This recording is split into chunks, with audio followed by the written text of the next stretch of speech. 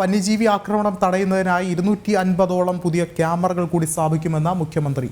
അടിയന്തരമായി വിളിച്ചു ചേർത്ത ഉന്നതതല യോഗത്തിലാണ് തീരുമാനം. വനം, പോലീസ്, റവന്യൂ വകുപ്പുകളുടെ ഏകോപനം ഉറപ്പാക്കുമെന്നും മുഖ്യമന്ത്രി വ്യക്തമാക്കി.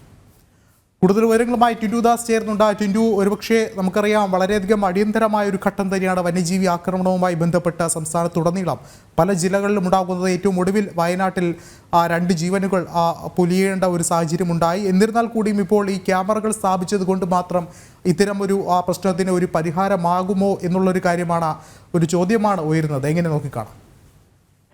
വിഷ്ണു, സംസ്ഥാനത്ത് കഴിഞ്ഞ ഒരു മാസത്തിനിടയിൽ 5 പേരാണ് ഈ കാട്ടാന ഉൾപ്പെടെയുള്ള വന്യജീവി ആക്രമണങ്ങളിൽ മരണപ്പെട്ടത്. നമ്മൾ ജനം TV തന്നെ നേരത്തെ വാർത്തകൾ നൽകിയിരുന്നു. ഈ ഘട്ടങ്ങളിൽ ഇപ്പോൾ ഒരു മാസത്തിൽ ഇത്രയും മരണങ്ങൾ നടന്നതിന് ശേഷമാണ് സർക്കാർ ഈ വിഷയത്തിൽ സമഗ്രമായി ഇടപെടുന്നു എന്ന് മനസ്സിലാക്കാൻ, അല്ലെങ്കിൽ ഇടപെട്ടു എന്ന് വേണ്ടി മനസ്സിലാക്കാൻ ഇന്ന് മുഖ്യമന്ത്രി തിരുവനന്തപുരത്ത് വിളിച്ചു ചേർത്ത ഉന്നതതല യോഗം വിളിച്ചു ചേർത്തു. വയനാട്ടിലെ വന്യജീവി ആക്രമണത്തെ തുടർന്നുണ്ടായ സ്ഥിതിഗതികൾ വിലയിരുത്താനായിരുന്നു യോഗം.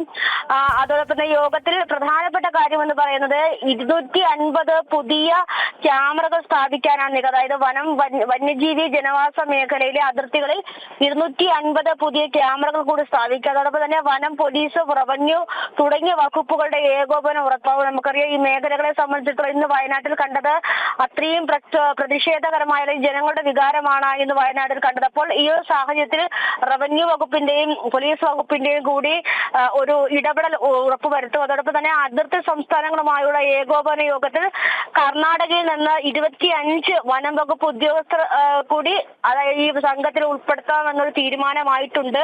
അതോടൊപ്പം തന്നെ ആവശ്യമുള്ള ഇടങ്ങളിൽ പോലീസ്, വനം വകുപ്പ് ജീവനക്കാരുടെ സാന്നിധ്യം ശക്തിപ്പെടുത്താനും മുഖ്യമന്ത്രി നിർദ്ദേശം നൽകിയിട്ടുണ്ട്. ജനങ്ങൾക്കിടയിൽ ശക്തമായ ബോധവൽക്കരണം നടത്താനുള്ള ഒരു തീരുമാനത്തിലേക്ക് എത്തിയിട്ടുണ്ട്. മൈക്ക് പ്രചരണവും ലോക്കൽ പോലീസ് സ്റ്റേഷൻ വഴിയുള്ള പ്രചരണവും നിലവിൽ നടത്തി വരുന്നുണ്ട്. ഈ പ്രചരണങ്ങൾ കുറച്ചുകൂടി ശക്തമാക്കാനാണ് തീരുമാനം. എന്തായാലും ഇന്ന് ചേർന്ന യോഗത്തിൽ റവന്യൂ, പോലീസ് വകുപ്പ് മേധാവികളെ ഉൾപ്പെടുത്തിയിട്ടുണ്ട്.